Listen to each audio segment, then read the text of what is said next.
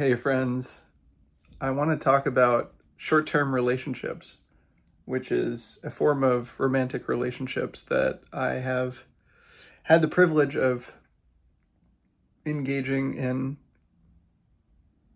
4 times in the last few years. I think that this is a somewhat novel form of basically social tech, for lack of a better phrase, that has benefited me in my life. And I haven't really heard anyone else talk about. I don't know if I invented them per se, but probably other people have done something like this, but it's not commonly discussed. I haven't really heard other people talking about it. And I wanted to make a video talking about it and reflecting on it while it's still somewhat present in my memory. I would say I'm currently seeking a long-term partnership, a wife. We'll see how that goes, but yeah, this has been an important phase of my life, and I think it's worth sharing for basically maximum deep benefit to help as many beings as possible, as deeply as possible, even though it's a little vulnerable for me. And I'm going to try and keep it not too personal and not too specific, not talk about too many details. But, you know, the received norms that I heard about dating and relationships that I got when I was like a teenager or whatever was basically you're dating someone or you're married to them. And that's it. And that makes sense. Those are two good modes, but I think in practice in contemporary culture, there's other ways of relating, including what all the kids are calling situationships these days,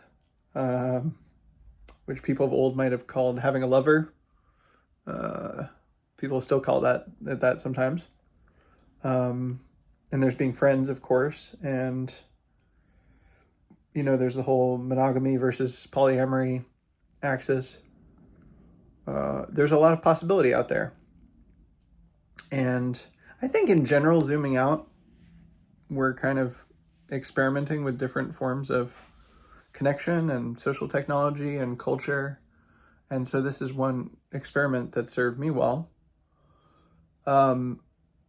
which is basically to create some kind of middle ground between dating towards marriage and marriage, where in all these cases, the short-term relationships I've had have been with someone that I'm romantically drawn towards, they're romantically drawn towards me, there's clearly some chemistry or some energy or some draw or pull to connect, and whether because of circumstances or difference in values or difference in long-term vision or goals, it doesn't make sense necessarily to date with a view towards marriage. In one of the cases, I was just getting to know someone and I was like, well, why don't we try, this was the very first one actually that I did, was like, why don't we just try dating for a month and see how it goes? This is something I do often collaboratively, where if I want to invite someone into a role for the service guild, for example, I'll be like, why don't we try this for 3 or 6 or 12 months, depending on the role, and see how it goes. And we can check in at different points and talk about how that's going. And there's a built-in review period of like, hey, if this isn't working after a year or it's just not feeling aligned, we can say, no, let's not do that. And typically, even if it is feeling aligned, you make some changes at that point anyway. It's really useful to have revision points. And I think this is actually something I learned from micro-solidarity, which is funny because in some ways, short-term relationships is just analogous to or isomorphic with applying micro-solidarity to romantic relationships. And I think it's actually really sane, a really sane thing to do, even though it's weird and different. I'm so grateful for the short-term relationships that I've had And generally speaking, they have ended in a more clean way than some of the breakups that I've had where it was like dating someone in perpetuity. There was one breakup from a short-term relationship where it was like a little bumpy, but for me it was, at least it was still smoother than some of the breakups I've had with someone I was sort of dating indefinitely. And yeah, in any case, whether it's just because it's a trial period or because you kind of have the sense it's not a long-term match, but there's something you want to explore together, having a container that you create together with a clear purpose and intentionality, just like you would a micro-solidarity crew, is incredibly valuable for romantic relationships, of being like, hey, what do you want out of this? And what do I want out of this? And how can we do something that meets both of our needs and honors what's alive here in a way that we can explore and go deeper into without over promising or over committing or getting ahead of ourselves, taking things too fast or too seriously, especially if there's some sense of there might not be long-term alignment. Like for me, in a lot of these cases, it was because I haven't wanted kids, and many of the women that I've met do want kids. And there's some sense of like, hey, we want to connect here. We want to spend more time together. We want to learn from each other and grow together. And there's something juicy here to explore. And that's worth saying, is that I've grown from these short-term relationships. Like each person that you love, that you are connected to, you learn new things about how to love that person. And you have an impact on each other, where practical, useful, beautiful, philosophical, pragmatic things, all of the above, are transmitted between people. I have this practice more generally of seeing everyone as a spiritual teacher and being open to learning something from everyone I meet. And the more time I spend with someone, the more surface area basically I have to learn those things from them. And a romantic relationship is a wonderful way to really learn from someone and witness them in their life and see them in the thick of it, and their ups and downs and their strengths and their weaknesses. And I've learned so much from all the people that I've ever dated, whether it was in a short-term relationship or not. And I'm grateful for what I've learned from these people. I'm a better person. I'm a better friend. I'm a better partner, a better lover, a better collaborator, a better human being because of everything I've learned, in the same way that we learn from our friends.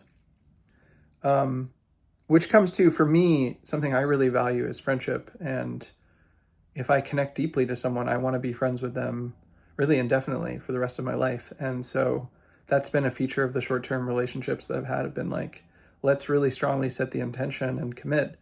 We're friends now, and we're exploring this relationship under this container. And when it closes, we're going to return to being just friends. And I've talked about that with relationship complexity recently, of like dual relationships.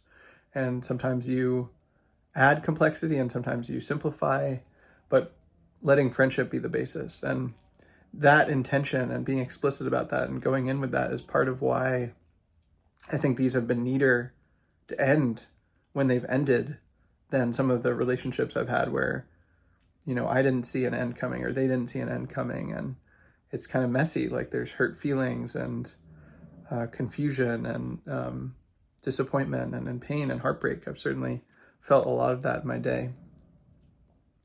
And to be clear, like I don't feel like I'm an expert at relationships. I don't feel like this is something that I have totally figured out.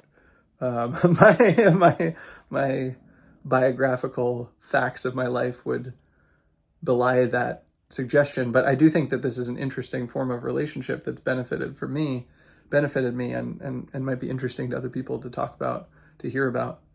Something else that I found really valuable with these, not just to have a clear intention and shared intention for what you're doing and what the constraints of the sort of container are, but to have a really clear opening and a really clear closing, even to have like a ceremony or ritual to start and close the container in the same way that you would have like a wedding or something. It's like, we're starting this container and then we're going to close it maybe a month later, maybe 3 months later, whatever it is, 6 months, 12 months. And you can design that ritual together, but being really intentional of what it is that you're embarking on together and being explicit about that and setting aside time to honor that.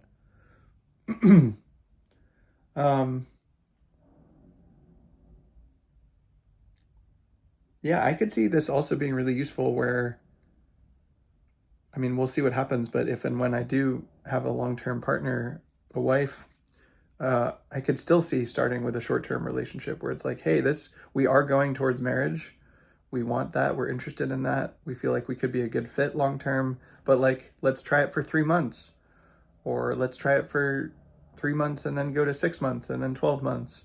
I have a friend who is currently in a similar structure with a long-term partner where they committed to a year of connection and then they renewed that for 2 years, and the intention is to renew that for 4 years if and when they feel good about that at the end of the 2 years, which is their third calendar year, right? Because 1 + 2 is 3.